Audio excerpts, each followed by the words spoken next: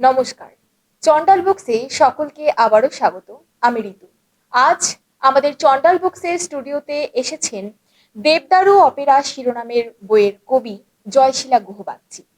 জলপাইগুড়ির বাসিন্দা জয়শীলা গুহ বাগচির ২০১৩ সালে প্রথম বই দেবদারু অপেরার পরে ২০১৫ সালে থার্মোকট।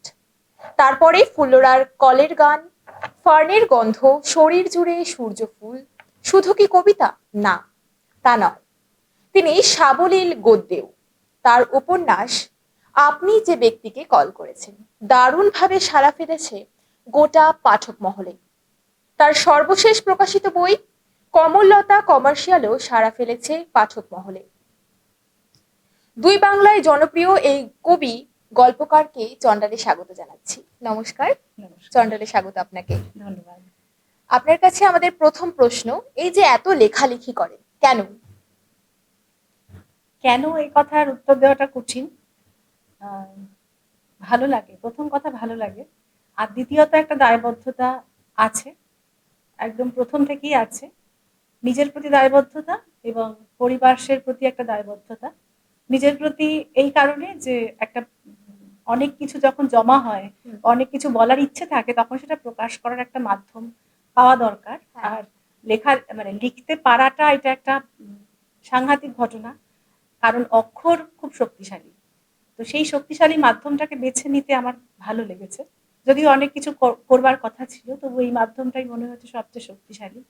আর ওই আশেপাশেরও অনেক কথা যখন গ্রহণ করতে থাকি বা বুঝতে থাকি, জানতে থাকি, তখন সেখানেও কিছু ফেরত দেওয়ার একটা দায় এসে যায়। তো সেই সব রকম দায়বদ্ধতা নিজের প্রতি এবং সবটা মিলিয়েই তো আমি সামাজিক আমি, সেই সবটা আমির কাছে দায়বদ্ধতা থেকেই যেন লিখতে এসেছি। এবং সবচেয়ে বড় কথা ভালো লাগা।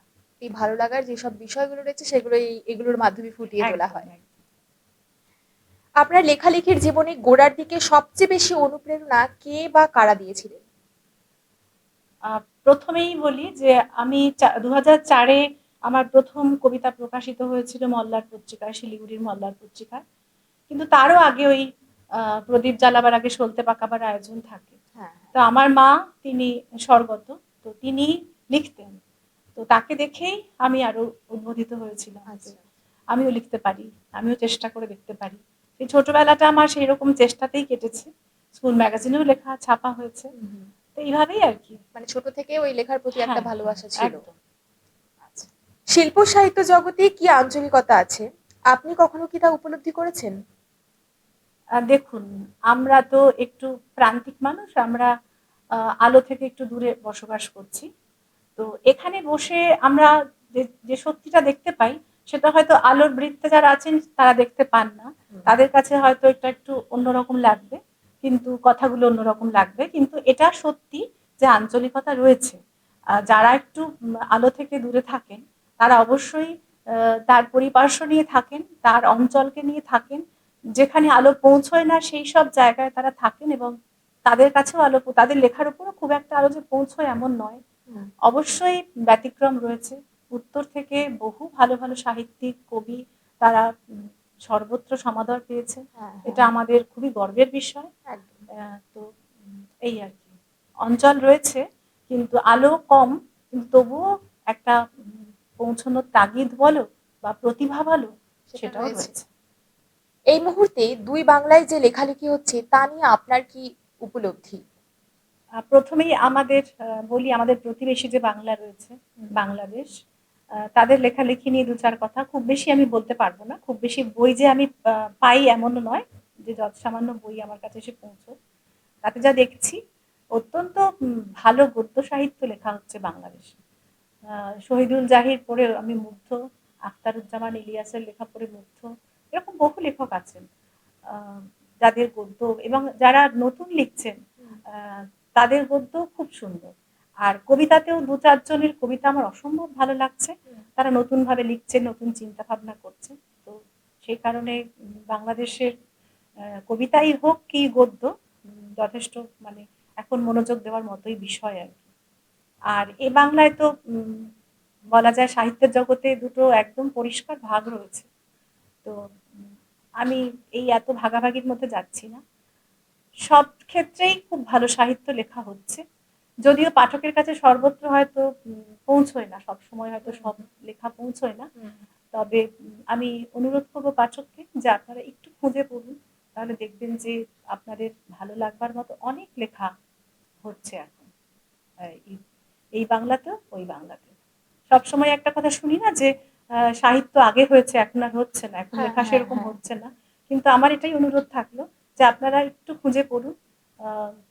মানে সবসময় সব লেখা হয়তো সামনে আসে না, সব পাবলিশার হয়তো সেভাবে মার্কেটিং করে উঠতে পারেন না।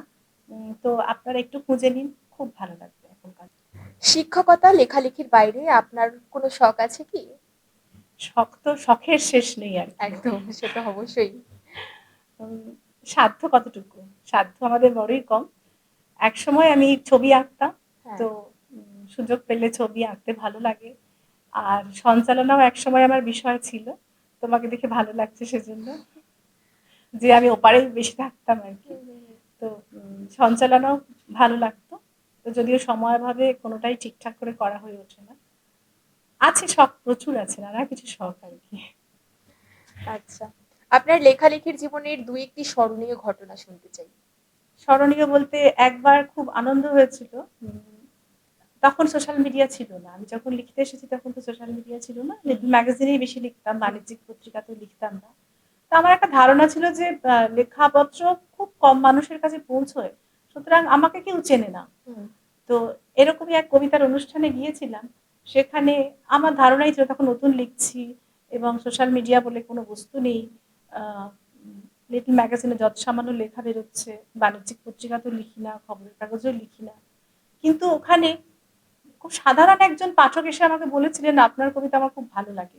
সেই ১ম একজন সাধারণ পাঠকের কাছে এরকম শুনে আমি খুব আপ্লুত হয়ে বাড়ি ফিরেছিলাম। এটা একটা ঘটনা।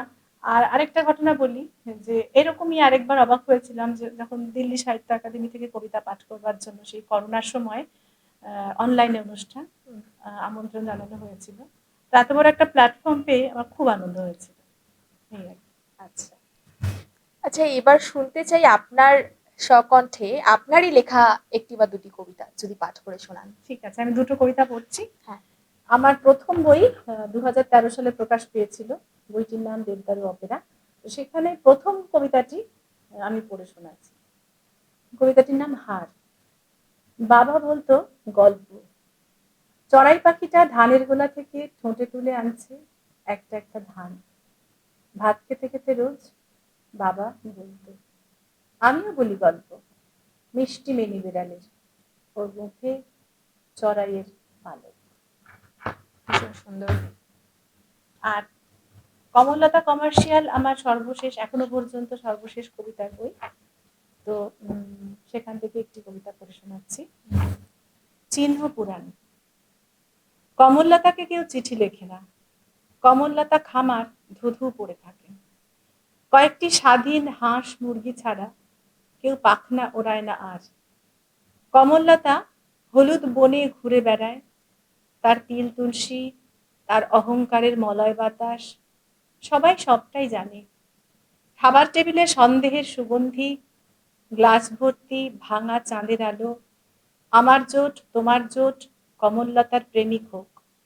ভাবতে ভাবতে যাবতীয় কমললতা কমন ও কমার্শিয়াল হয়ে ওঠে।